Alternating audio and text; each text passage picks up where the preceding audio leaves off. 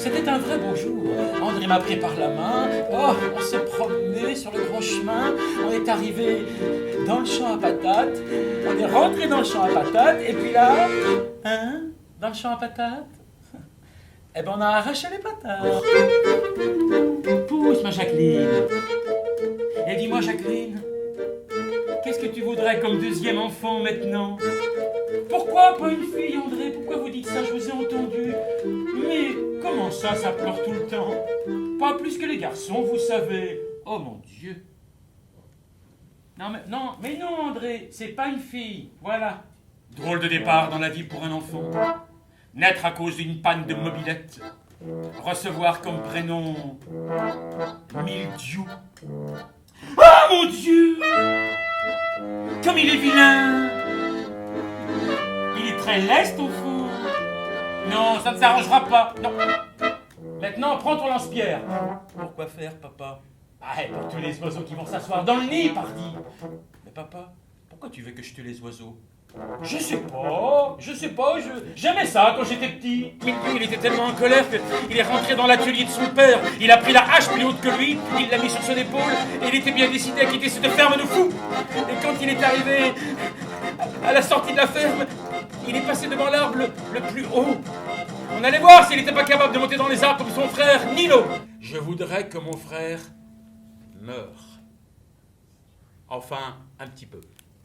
Mildiou se demandait comment est-ce qu'il avait pu se perdre en passant devant sa maison. C'était bien sa maison pourtant, mais son père n'aurait jamais laissé cette maison dans un état pareil.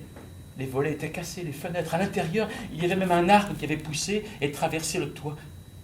Et Mildiou, il courait tant qu'il pouvait. Et quand il est arrivé à la sortie de la forêt, quand il a passé sa tête à travers la porte de la vie,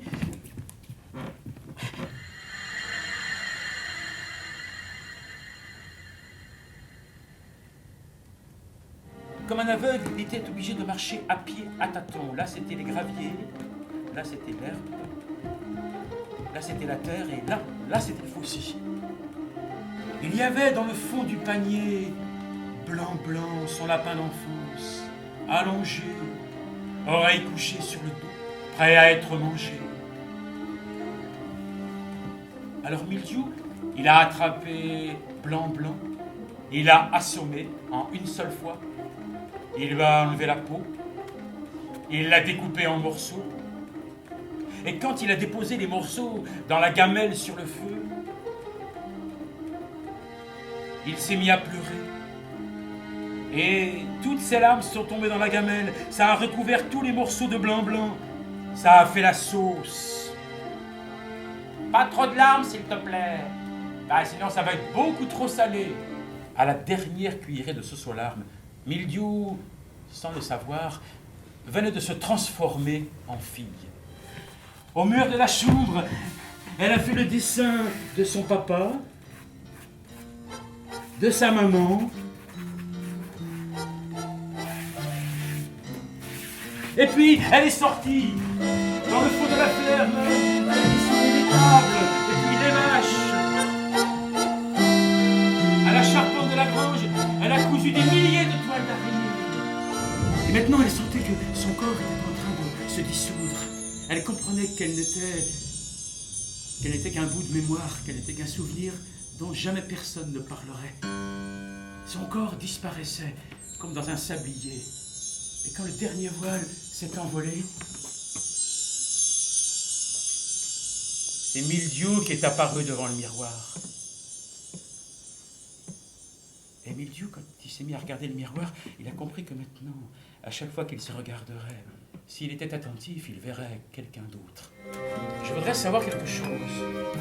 J'ai juste besoin d'être un peu rassuré. Je suis vraiment un garçon. Et toi, t'es une fille.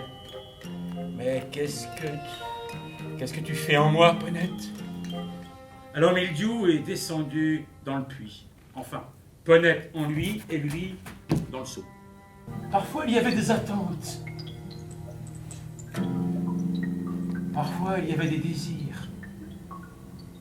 Mildiou était en train de comprendre que il était là, à l'endroit de toute la connaissance du monde. Donc, il y avait probablement son histoire. Cher Mildiou, Tu imagines bien que toutes tes questions resteront à jamais sans réponse. Mais cherche et bon voyage.